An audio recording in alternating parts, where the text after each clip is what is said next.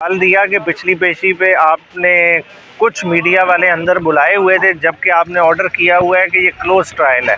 अगर close trial है, in camera trial है, तो ये लोग कैसे आए, इनकी तहकीकात करनी चाहिए, क्योंकि चंद लोग आ गए थे, बाकी मीडिया सारा बाहर था। तो ये कौन लोग थे? तो उसी पे बहस होती रही और उसके बाद जज साहब ने कल के लिए कार्रवाई मुलतवी कर दी है और साथ ही साथ हुक्म किया कि कल हाई कोर्ट का भी केस लगा हुआ है, उसका फैसले को भी देख लिया जाएगा और कल प्रोसीडिंग 10 बजे दोबारा से स्टार्ट होगी। जी थोड़ा ऊंचा क्या क्या शाह साहब का देखिए ना, बेल ऑर्डर तो बेल उसी दिन ग्रांट हो गई थी। अब तक शाह साहब को बाहर आ जाना चाहिए था। शाह साहब के आज भी मुचलके लेके उनकी टीम फिरती रही है और अभी तक मुचलकों पे जज साहब ने साइन नहीं किया।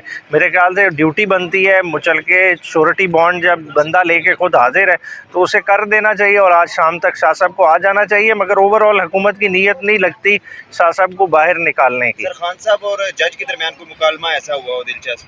नहीं, आज क्योंकि खान साहब देखें, क्योंकि मामू की डेथ हुई थी उनके, तो खान साहब पीछे ही बैठे रहे ज़्यादा वक्त और उन्हीं के किस्से अहवाल बताते रहे। और ख़ास तौर पे क्योंकि उनके लिए वो एक मतलब पूरे ज़मान पाक के लिए बड़ी एक इम्पॉर्टेंट फ़िगर थी, क्योंकि उन्हीं के वालिद साहब के नाम पे ज़मान पाक रखा गया। वो पहली फैमिली जो ज़मान पाक में वहाँ आके सेटल हुई और उनकी वजह से बाकी फैमिली वाले उधर आए, तो सबकी टेक केयर करने वाले आदमी थे। और मतलब वो कहते थे कि मतलब हमसे बड़े थे तो हम उन्हें शेरिफ के नाम से याद करते थे। तो आज यही वो कह रहे थे कि हम शेरिफ को सारे मिस कर रहे हैं।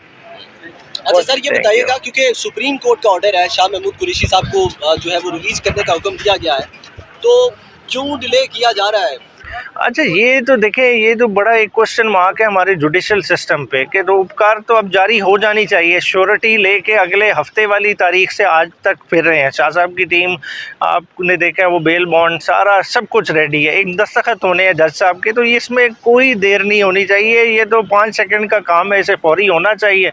और जेल सुपरिटेंडेंट को आज जज साहब को कन्वे करके जाना चाहिए था कि इनका स्टेटस चेंज हो गया और इनको रिलीज़ किया जाए इस मुकदमे में। तो सर, अगर अब क्योंकि ये सूरत हाल आपने देखी, हुकूमत पाकिस्तान के अंदर इस वक्त अदलिया की क्या कंडीशन है, अगर बिलफर्ज मुस्तकबिल में पाकिस्तान तहरीक इंसाफ दोबारा इक़्तिदार में आ जाती है, तो पीटीआई कानून के ये जो मामलात चल रहे हैं इस वक्त, ये जो पेचीदगी है, सूरत हाल है, इसको ठीक करने के लिए क्या इकदाम उठाएगी? देखिए, खाली अदलिया ने बोझ नहीं उठाना है, अदलिया में जुडिशल रिफॉर्म्स की ज़रूरत है, बिल्कुल ज़रूरत है। मगर साथ ही साथ हमने जो अपने इन्वेस्टिगेटिव विंग्स हैं उन्हें तगड़ा करना है। अगर आज देखें इंडिया की तरक्की का राज, अगर हम कंपेयर करें, अगर फेयर एनालिसिस करें, तो उन्होंने अपने 2-3 इदारे बहुत मजबूत कर लिए हैं। उनका इलेक्शन कमीशन बहुत मजबूत है, उनका CBI बहुत मजबूत है। जबकि हमारे इलेक्शन कमीशन के देखें कि आज तक स्टाफ ही नहीं पूरा हो सका और कैपेसिटी इश्यूज़ हैं और बड़े मसले मसाइल हैं। और FIA हमारी देख लें,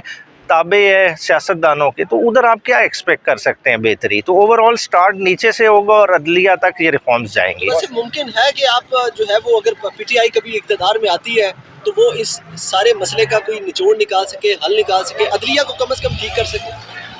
ओवरऑल सिस्टम ओवरऑल होना है और करना है, और उस लिहाज से अब हमारी टीम भी तैयार होती जा रही है। पहले देखें ना, फ्रैंकली बात करें कि एक ज़हन में खाका ज़रूर था जब हम 18 में इक़्तिदार में आए, मगर जिन लोगों पे हम रिलाई कर रहे थे उनकी अपनी डेफिशिएंसी थी और जिस वजह से हमें शुरू में हजीमत का सामना करना पड़ा। इंशाल्लाह ताला इस दफ़ा वो मसले नहीं होंगे। और ओवरऑल खान साहब अब खुद सिस्टम से इतना गुजर गए हैं कि हर बारीकी का अब उन्हें खुद भी अंदाज़ा है।